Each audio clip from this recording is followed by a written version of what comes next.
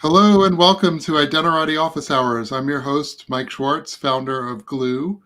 Today is episode 145. Please follow the live stream on LinkedIn. Comments and posts really help us to encourage the algorithm to show it to more people. Our guest today is Arnaud Lacour, head of AI and disruptive programs at Ping Identity, and Richard Bird, Chief Security Officer at Singular.ai. Welcome, guys. Hey, Good to be here. And before we dive into the discussion, which is going to be about AI, which seems to be a monthly discussion here on the live stream, maybe you guys could quickly introduce yourselves. Arnaud, your A name, so you go alphabetically first. yeah. Thanks, Mike, for having me here. I am Arnaud Lacour. I've started my career pretty much at Sun Microsystems in various engineering positions, and I have an arc of engineering career that ends up with me looking at starting to look at AI just before COVID. And here we are, AI really exploded. And so now I help Ping Identity drive the efforts to adopt AI and provide solutions to secure AIs in the enterprise and on the marketplace. Awesome. And Richard? Yeah, Richard Bird. I'm the Chief Security Officer for an AI security and governance company named Singular AI. It's really focused on understanding all the AI service agents features that you're exposed to. I am an old identity guy, an old corporate guy. I spent 20 plus years in the corporate world, became a CIO on my first track, and became a CISO when security started to be formed up as centralized functions in the banking industry. And after 25 years, I decided I'm a slow learner. I decided I didn't want to be in corporate anymore, and I joined the solution side of the equation. I'm a former colleague with Arno at Ping. Spent a couple of years there, and then I've been off looking at all kinds of other cool security things. Obviously, AI, same ever since the Sam Altman announcement. I've had the opportunity to dive into AI, my own agents, all my different friends that are in the industry to learn about it, and then kind of bring it back to what does this mean from a security standpoint? Awesome. Well, as I mentioned, our topic today is breaking identity with AI agents. And I think this is really true. I think I hear the priority of software identity has raised so much since the introduction of ChatGPT and other Gen AI. So it's introduced a lot of new problems that we're facing about how do we identify, register, authorize AI agents. But I want to start sort of before authentication, maybe even before identity, on the entity definition part of it. Richard, you've argued that we failed at entity definition. And before we even talk about like tokens and delegation, for example, what are we missing in the entity definition part, and how did you get there? I've always, my entire life, I've been a non-traditional technologist. So I always look at patterns and histories from other domains to maybe give us indications about what we're doing incorrectly. And if we think about the scientific taxonomy of naming things, there's the Latin name for a wolf, but the Latin name for a gray wolf or a white wolf is the same but different, right? Because there's this species or entity classification, canis, that's at the top of the hierarchy. And when we look at what we've done in identity, we actually created a world the last 30 years that is more like the hammer and nail problem. I have a workforce identity solution, therefore all identities look like workforce. Um, and the best example that I give about how bad we are in identity at entity classification is the rise of this category called non-human identities. So every time, and I know tons of people in the NHI space, and every time I have a conversation, I'm like, so let me get this right. It wasn't until 2 years ago that we realized that we had contractor identities and service accounts and machine accounts. And so NHI is all brand new, right? And people go, oh no, this has been a problem for like 30 years. And we're like, Yeah. well, why didn't we fix it before? And if you look at the history of what we did, we tried to jam all of those account Can I just types, those interject identity real types. quickly? Yeah, Entity ID is what we call a SAML entity, right? That's the identifier right. for. So it's not like this idea that we have non-human identities is really that new. I agree. Yeah, and this whole misclassification has really interesting ramifications for AI and AI agentic in particular, and how people are looking to handle it today. But we need to ask that question. Let's be specific about an AI agent. Is an AI agent like other identities that we've seen before? Are there differences associated with an AI agent that don't occur in other identities that we've seen? And if that's the case, if there are differences, and that may be the argument, if there are differences, then is the expectation that we're going to be successful managing and securing them with all of the same stack and all of the same approaches that we've used before already a failed argument? And so that was really the premise for the conversation. And I've had the opportunity to kind of circulate this idea in OIDC and with a number of people that everybody that watches or listens to Identity Office Hours will be familiar with. Ian Glazer, Eve Mailer, Heather Flanagan, Andy Hindle. And while there's no resolution to what my complaint has brought to the top of the conversation, it's at least it's forcing us to have some good reasoned debate and dialogue about this problem that we have in identity with just our basic naming structures. So Arnaud, you mentioned that you started your career working for Sun Microsystems. Were you part of the Grenoble LDAP team? I was at one point, yeah. Okay, so now Jeff Lombardo from Amazon always makes fun of me for bringing everything back to LDAP, but when I think of an entity in LDAP terms, I'm thinking about an object class. Or a way that we're going to define, how we're going to group a bunch of attributes and define some type of object. Do you see that parallel too? And let me just go one step further. If we want to make policies about things, we need to know what type of things those are and what type of attributes they have. So maybe, I don't know. Do you see that parallel in this entity discussion? Yeah, I think what Richard brought up is more profound than the data representation, though. This notion that the classification of the entity is a real problem is true. And that, I think, is because agents are multifaceted. There's like your ChatGPT agent, which we generally classify as and an AI assistant, which is outside of the boundary of an enterprise. Like it lives, it's a third party.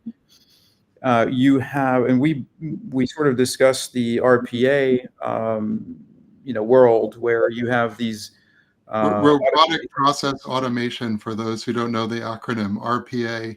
right. It's sort So of a more deterministic flow for like an IVR system, for example. and it's the notion that you're encapsulating processes into an autonomous entity that is going to conduct something that's typically hard to automate.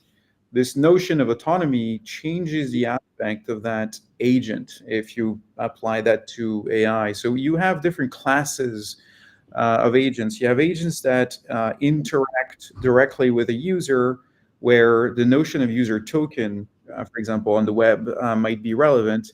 And you have these agents that are, interact autonomously in the enterprise, where they kind of behave more like a person. They need an account on the systems that they interact with. They don't borrow someone's identity. They have their own. And so to get back to your LDAP object class, it's not that we miss an AI agent object class. It's that AI agents are, it's a population where there are different types of identities within that population. The web stuff looks a lot more like an OAuth application. And so if you want to piggyback on OAuth, you can make that work. It's contrived, I think is the word Richard used.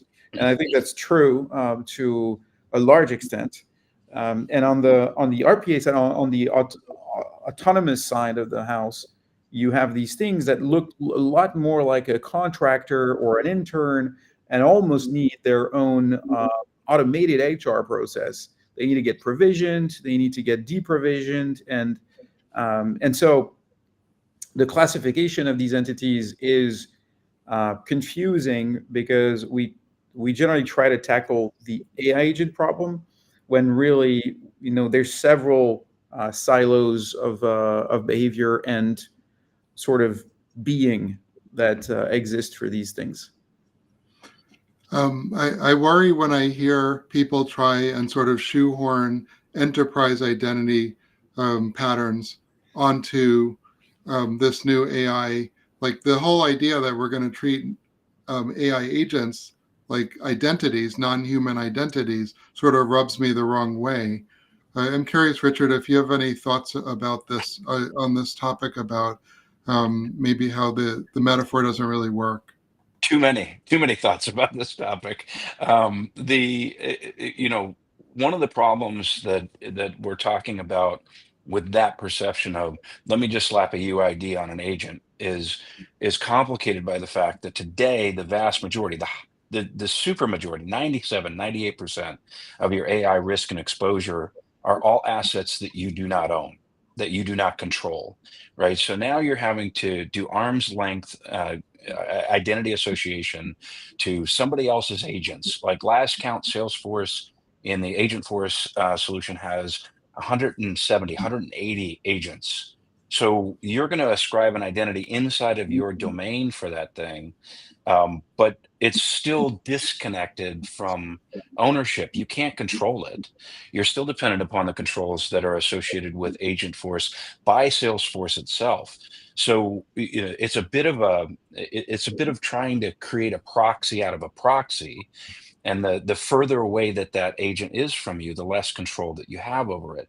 But even more problematic is the simple. Like I'm going to say this cautious. Well, I'm not going to say it cautiously. Look, most identity solutions are volumetric based on their licensing and subscription costs. So everybody that's running around talking about, well, we're just going to slap an identity on an agent and toss it into a directory. What happens when your true up comes for your bill and you've got 50,000 more identities?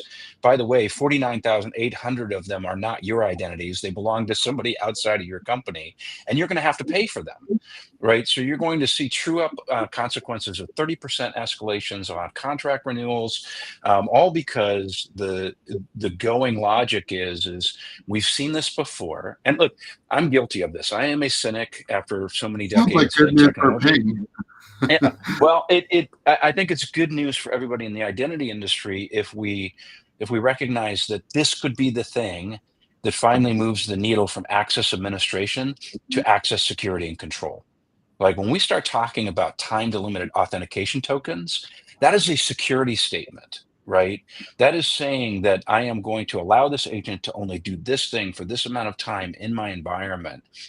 We should have been doing that with human identities for the last 30 years. Instead, what we've done in the identity space is promote and promulgate the access administration messaging. And access administration is easy. It has always been easy. It's easy to give things access to things. It is hard to invoke controls and manage security and behaviors of an identity or an entity in our organizations if we don't have the security and control mindset. So I do think that AI is going to force a reckoning in the identity world, and it could be a very positive reckoning, both from a revenue standpoint, but also from an operationalization and security standpoint. However, if it's just jam it in a directory and apply the same controls that we've had available for workforce identities or any other identities, that approach is going to fail. I'm going to be absolutely blunt about it. It will fail. And the proof test of that is tell me how it works when somebody else's agent decides to delegate to some other solutions agent inside of your digital estate, and you can't see it because you can't reach out and have enough control over those other companies' agents to be able to protect your own environment. It's literally like nth party risk on steroids. And that is why that type of an approach is going to fail. Arno, before I switch topics, I just wanted to give you a chance to respond. Any thoughts before I move to the next? No, I 100% agree with Richard. I mean, we all know this problem inside out, right? We've been in the industry long enough to sort of see that the pattern that's been successful for the past 30 years isn't going to be able to survive this new type of access that we're seeing. I will say in order for the industry to do a good job, detection is going to be like paramount. Threat So detection. I think what Richard is bringing up is like we all have a sort of an observability issue. The fact that these things are out there and doing just what he said already, which is like through token replay and being in our systems, accessing our APIs without any of our systems knowing about it, is the first problem in a long equation of problems.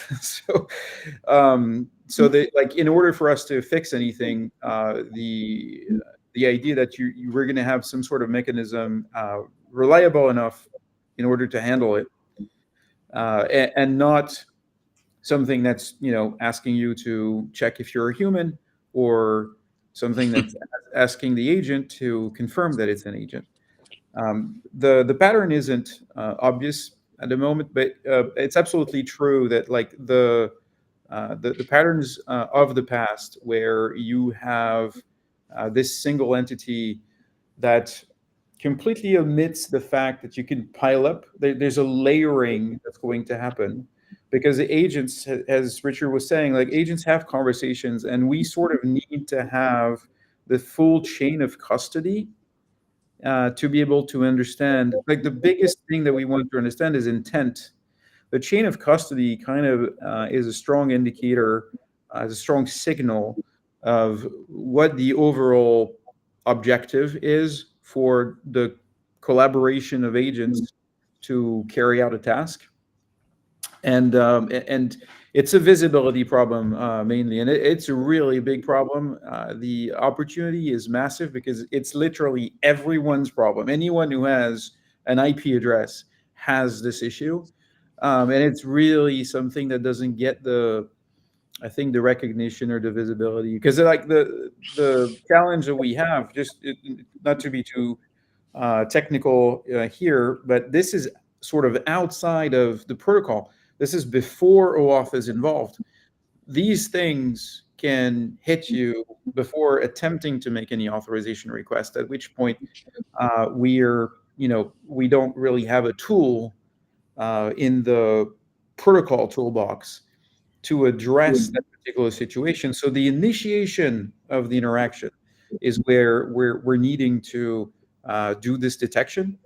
A very big problem space, and a really worrying problem overall. So the title is Breaking Identity, and I feel like we've really laid out some of the reasons why we can't apply our traditional enterprise identity. But I want to stay with identity and push off authorization now, because there's a lot of authorization questions buried in here. But I want to stick with the identity part, because we talked about a taxonomy of describing the different types of agents we've had, and then somehow we have to issue these agents an identity, even if that's an ephemeral identity. There still needs to be some type of identifier that uniquely identifies this agent. If we're going to create a cryptographic chain of custody like you're talking about, Arnaud, we still need some way to identify a particular instance of an AI agent. So I want to stick on that part a little bit, because we've seen a number of sort of solutions proposed for how agents would register and be vetted. And in the human identity space, we have, we're getting better at this. AI is disrupting it, but we're getting better at identifying people remotely. But maybe, Richard, you could comment about some of the challenges, the identity challenges of identifying and registering these agents before they start interacting. Yeah. Well, look, can we at least start the conversation and say AES is 25 years old, right? When we look at the problem that we're facing, we are continuing to try and leverage technologies that are no longer fit for purpose, right? There's a pretty healthy argument going on that AES 256 is absolutely incapable of just the AI era, let alone not talking the hype that's coming with the quantum era. And so yet we're all talking about, encryption tokens, authorization or authentication tokens, token stores, like all the old architecture. And so it raises this really interesting set of questions, like who's talking about anything different? And I will say, in the last few months, the most interesting conversations that I've gotten into are the people that don't come from an identity background, but that are going, hey, like all that stuff that we never achieved with blockchain, like like 4 or 5 years ago, like there might be actual, fit for purpose use for blockchain in this authentication space specific to AI. And I think it's really fascinating, actually. But think about what that means for an organization. Like you have to, um, technically, you don't have to rip and replace anything if you've got your arms around your asset inventory or your AI exposure, but you do have to change your architectural thinking for the application of some kind of blockchain generated authentication token or token protocol in order to be able to create a fully auditable and traceable method to manage and monitor AI agent services and features. I think it's cool. I also think that if it isn't available in the next 2 weeks, we've got a serious problem because the horses are already out of the barn. The barn is already burning down. We're applying, everybody that I know in the identity community is saying OAuth 2.0 was never built for AI. That is absolutely 100% accurate. We're super excited about the latest stuff that's come out from an OAuth standard standpoint. But again, we're already 2 years behind, and 2 weeks from now, we're going to be 4 years behind. So the question is what are we doing collectively in the identity community to move as fast, or at least not create an even larger gap between us and how AI is being enabled and deployed within organizations without the necessary security wrappers around identity protocols? Arno, you've been at this for a long time too, and I hear what Richard is saying about the time frame around, this is happening now. We need to react now. But remember, OpenID Connect came out in 2014, and we're still seeing adoption of it. We're not done, and so the truth is that actually. It's not uncommon for the technology capability to jump ahead of the security. That's how the internet was built. We were so excited about connecting to each other, we didn't think about how to build trust between domains. And I see that happened with IoT, where we shipped IoT devices before we figured out how to secure them.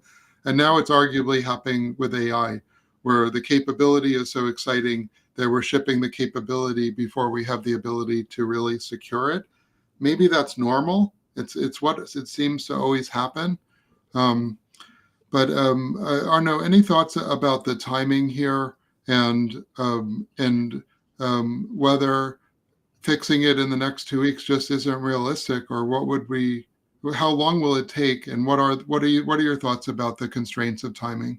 So at the risk of making oversimplifications, I think Richard really nailed it when he said we're reusing stuff that's been around for a really long time. If you look at some of the stuff that I'm not saying we are doing, but collectively as an industry, we see efforts where they're essentially signing agents, right? Which is basically PKI. What they're doing is essentially let's encrypt for agents, right? Yeah. You don't And need a big PKI for agents. I agree. I'm not going to name names, but and it's not that it's not going to work. It's definitely not going to not work. The question is how do we live with this? As you pointed out, we live with these technical decisions for decades, right? They take a long time to be adopted by the industry, and then they take forever to be migrated from. So the question is whether the notion of doing this in a decentralized manner allows us to have better patterns, more easily supportable long-term, more scalable. I think it could be something that uses the technologies that were initially thought of for financial domains, but it's not. I think blockchain is an example of a means. I think the question is like, are the patterns that we are actually doing right now are things that we're doing because that's what we can do, Right. and are the other options of decentralized approaches more livable long term? You see a lot of things like A2A from Google sort of have an approach to have these cards that could be verifiable credentials that are decentralized and kind of get you out of doing PKI at scale. But that's not what we're seeing the major players sort of dive into. And I think, honestly, it's because,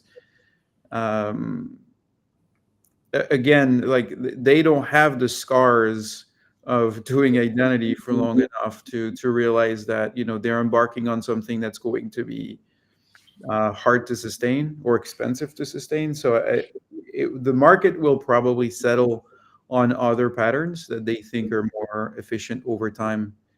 The question is like once we're going that way, how hard is it going to be to divorce from that and do something decentralized? So I'd like, Mike, if I can, though, Arno, I'd really love your opinion, your observation. In your working career, and look, I'm saying this now as identity adjacent. I'm not in the identity flow directly anymore, but from my perspective, the question is, in your working time in the identity domain, have you ever seen an event or an event horizon that pushed more pressure on identity providers to do something? Like that's what I'm seeing. I'm seeing a lot Yeah, of people turning mobile. to their identity. Yeah, everyone turning to their identity solution providers and going, "What are you doing? How can you help me?" Is that pressure accurate? Is that what you're seeing? That pressure is very accurate. It's driving a lot of change in relationships, right? There's like long-term relationships that switch pretty much overnight because one vendor is doing something that a partner or a partner network likes better or thinks that they're going to be more successful going to market with, even if it's like older approaches. Or so, as I said, like some of these decisions are being made. Are affecting the go-to-market strategies of several companies. What I do see is there is like appetite for, I think, Mike, you said like something in 2 weeks, which is super aggressive. I think that that's what's driving some of those technical decisions that are, I expect, going to be revisited fairly quickly. But uh, there's a lot of noise in the market with vendors making announcements they can't stand behind or have roadmaps on 18 months. So the pressure is very high on identity platforms, and I think it's also a time in the market where there's been already a lot of consolidation in the market. Yep. So it's very difficult for startups to come in with a novel solution and really find traction. So Yeah. I think like new solutions are going to be acquired if they're available, because the big guys are slow moving and the small guys can't get a grip in the market. Richard, one thought I had about your question, I tried to cue Arnaud on this a little, was one transition that I see as similar was the move from web to mobile. Like the iPhone was introduced in 2007 and mobile became super important and it got super fast adoption and it changed a lot of our assumptions. So I do think we have some precedent for this rapid Yeah. change. I wanted to push back a little bit on tokens. I know you guys are bashing tokens, or I know maybe it was Richard, it was more you. But I agree that the tokens that we have maybe aren't purpose built to solve the problems that we're looking for them to solve. For example, OpenID Connect, the best use case for that is authenticating a human with a web browser. And it wasn't built Yeah. to allow an agent to send tokens downstream to other agents who send down, and if you try and use those OpenID Connect tokens for this purpose it wasn't designed for, it will fail, as you would expect anything that wasn't purpose built. But what I wanted to push back on you was on the tokens in general, because the idea that we have some piece of information that's trusted because it's signed, I don't think that's going out of style. We might have new ways to sign. So maybe in the old days we had X509 certificates, and those were extremely inflexible because they didn't allow schema extension. And now we have JWT tokens, and maybe in the future we have some way to resolve information on blockchain. But I wanted to push back on you and say, is it not tokens that are a problem, but just the types of tokens and the flows, the types of tokens we have today and the flows that we use to get them? I think it's both of those, the type of tokens that we're using and the flows, but I think that there's some addition there, right? Which is, tokens operate as a control plane of a sort, right? And so when you were talking to a lot of people about AI agents and services and features, there becomes this discussion about where will policy be instantiated, right? And so there are a number of people that are in the camp that are saying, well, we're going to do policy as code, and the AI devs are going to put policy in code in the agents.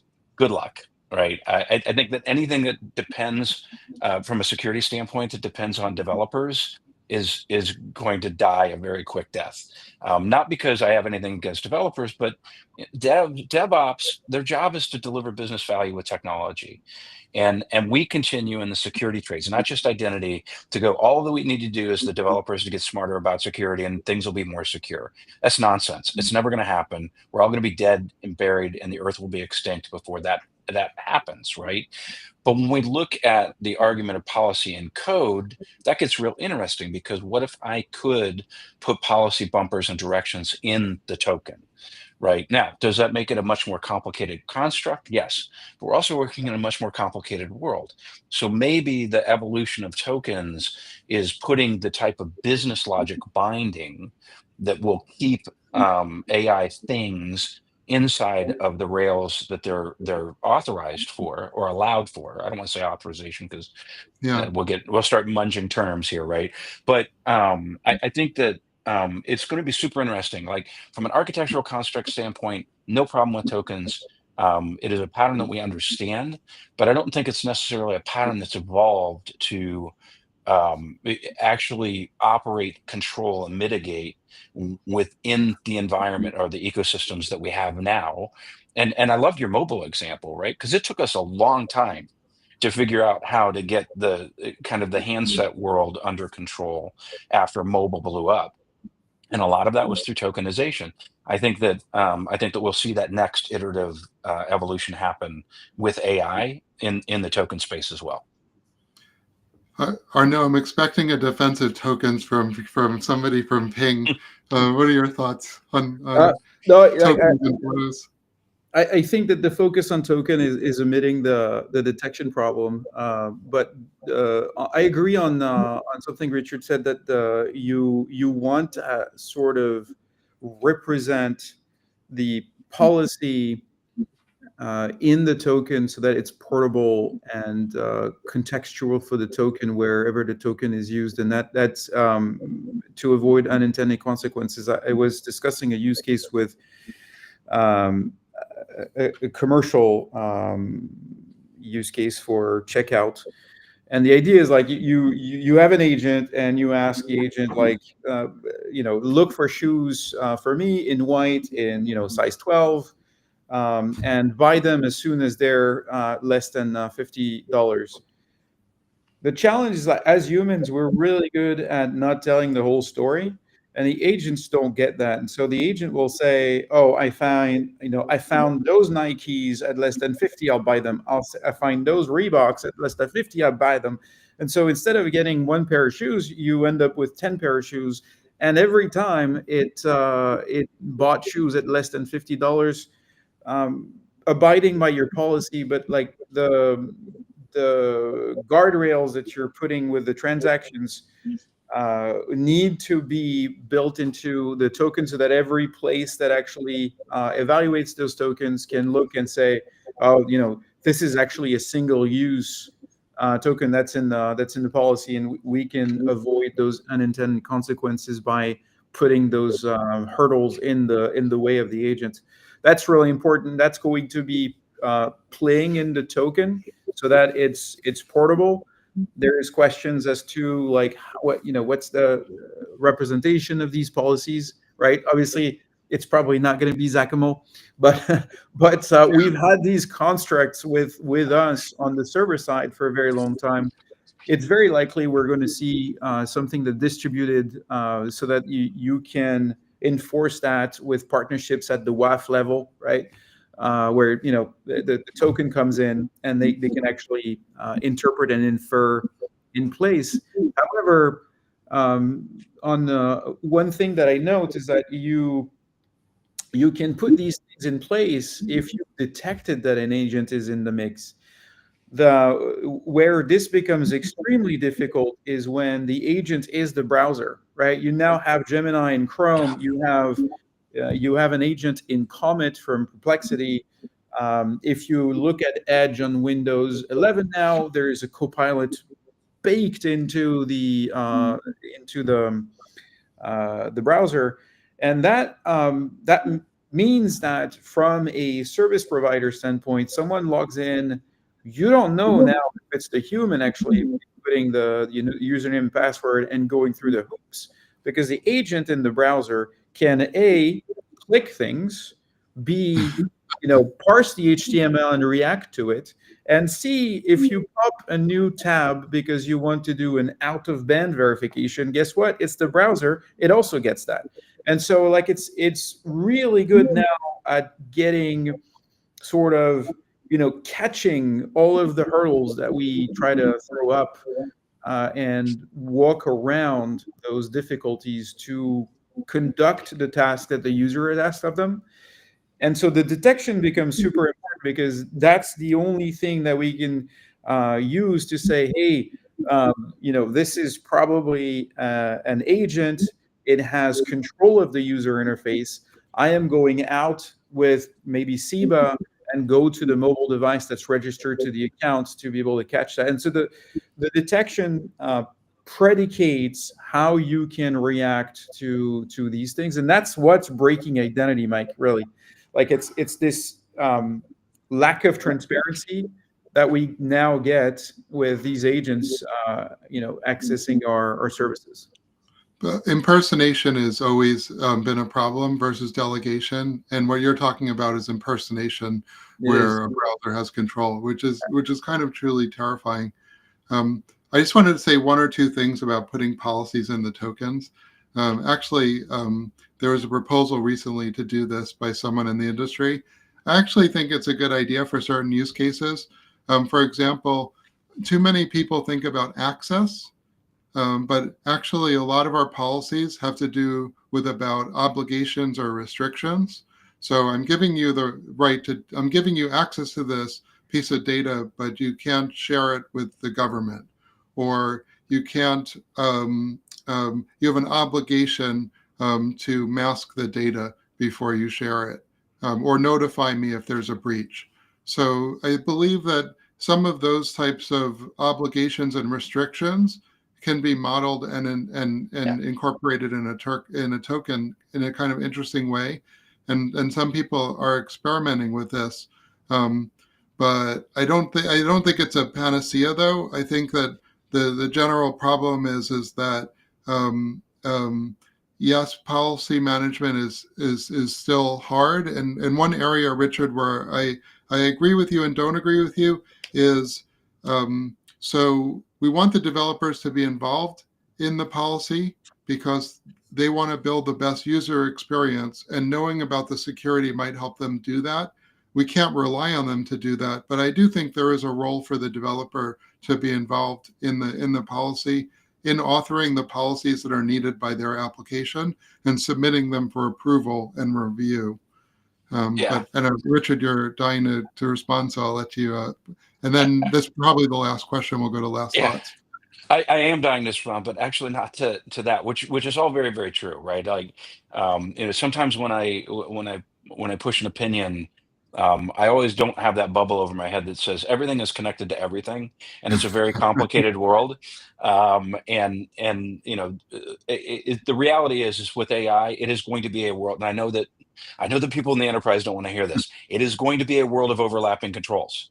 Like, do I think AI firewalls, the term is nonsense? Yes. Do I think that the function of an AI firewall is necessary from an overlapping control standpoint?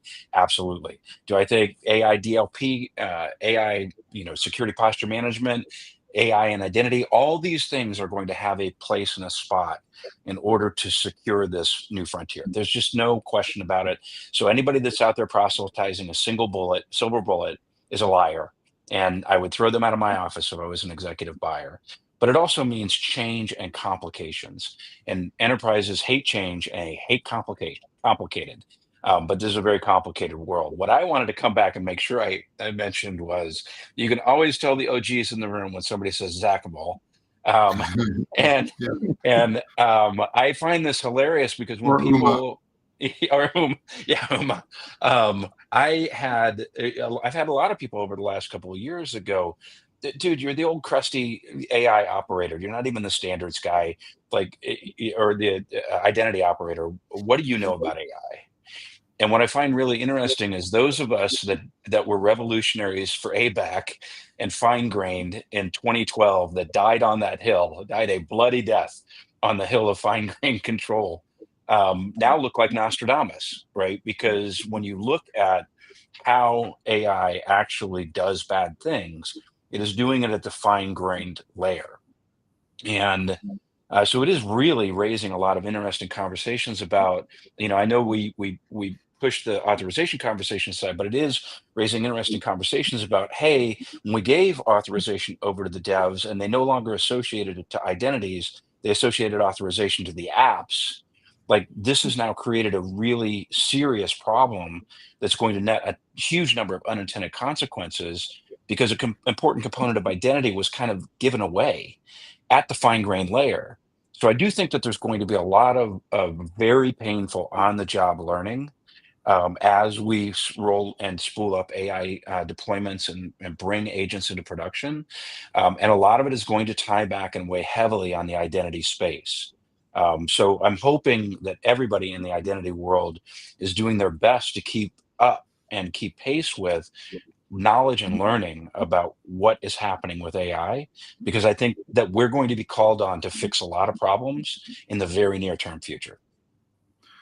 Okay, well, we're a tiny bit over, so let's go to last thoughts. Arnaud, start with you. Last thoughts. Well, I think this was a super interesting conversation. We do see that there's a lot of new patterns. We do see opportunity is enormous. The risk is enormous as well. There's going to be some hard lessons that are going to be learned. They're going to be expensive lessons. We do see that authorization is going to play a huge role into the overall ecosystem and the play we are going to be able to play in order to help the marketplace secure the space. But as Richard said, like, it's going to be something where there's no push button solution for this. But we do have some patterns that are emerging using old technology and newer that are really poised to help in a lot of places. Cool. And Richard, last thoughts? I'm just going to emphasize what Arno said specifically about just in this office hour, you have three battle-hardened veterans in identity, and they're all looking in the camera and saying, this is different. There are certain aspects of what we're seeing with AI that are different. We are the people for the last 20 years that have said, this is just another pattern. We've seen it before. There's nothing new here. We just need to apply, whatever force necessary to secure and control this. There is enough different with AI. And again, I'm going to emphasize it. People that have been doing this for a long time were saying that there is enough of difference to be worried about. And that may be 1%, that may be 30%. But this difference is going to be a huge change for everybody that works in identity. Yeah, I would agree with that. And there's a lot of our work's cut out for us, as the saying goes. I just want to do a quick promotion because 45 minutes is completely inadequate to discuss this topic. But Internet Identity Workshop is coming up, I think the 21st through the 23rd. And then for the first time ever, there's a new one-day event at the Computer History Science Museum. So if 3 days of IAW wasn't enough for you, there's now another day where we'll just talk about AI identity, because even though there'll be plenty of talk at IAW, if you didn't get enough of that, you'll have one more day. It's called the Agentic Identity Workshop on October 24th in Mountain View at the Computer History Museum. I would really encourage people to attend that. It's going to get it's already got a big audience who's showing up. It's the heart of Silicon Valley. It's just the place to have this discussion right now. I'll be there. I'll be tired after 3 days of IAW, but I'm up for it. I want to quickly announce the next episode. So Amina Torlak is one of the authors of the CEDAR policy syntax.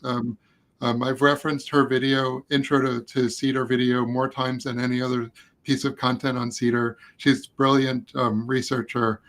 So she'll be on Thursday from the Amazon Automated Reasoning Group. So I'm really looking forward to that. I hope everyone can join us or catch the replay. With that, I will say thank you to Arno for suggesting this episode. Thank you to Richard for being a good sport and jumping on and being contrarian. And thank you, audience, for tuning in. And we'll see you next time. Thanks, Mike.